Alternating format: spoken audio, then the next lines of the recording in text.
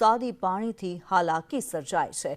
બદરખાનું તળાવ ઓવરફ્લો થયું છે। કેળસમાં પાણી ભરાયા છે। બદરખા ગામના આહવા કુવા વણકરવાસ પાણીમાં છે। રબારીવાસ ઠાકોરવાસ બળિયાદેવ મંદિરના રસ્તે પાણી ભરાયા છે। પાણી ભરાતા બાળકો વૃદ્ધો સહિત સ્થાનિકોને હાલાકી પડી રહી છે। ગંદકીવાળું પાણી લોકોના ઘરોની આગળ પહોંચ્યું છે। બદરખા ગામમાં રહીએ છીએ। હું ધોરણ 7માં અભ્યાસ કરું છું। અમે 15 દિવસથી શાળાએ ગયા નથી। અમારે પરીક્ષા છે। અમારે પાણી બહુ ભરાઈ ગયું છે, તેનો નિકાલ કરવા વિનંતી। અમારી રજૂઆત છે કે ભાઈ અમારા પાણીનો નિકાલ કરે।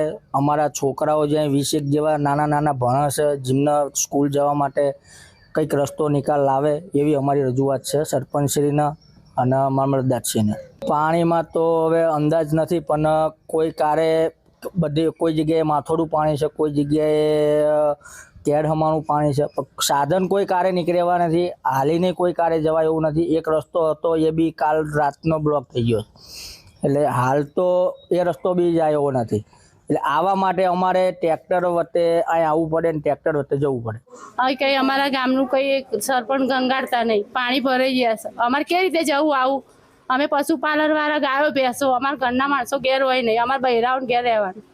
તો અમે કામ કરીએ કે પાણી વાડામાં ઢોરને નાખીએ નીરીએ, શું કરવાનું? અમારું જીવન નાના ઉપર છે।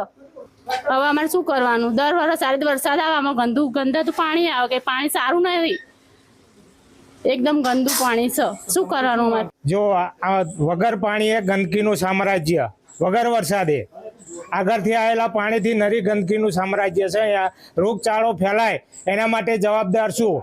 કોણ હશે આની માટે જવાબદાર? બરાબર, અમે સરપંચને રજૂઆત કરી તો કાયમી માટે આ પાણીનો નિકાલ થાય એવો કંઈક રસ્તો કરવો।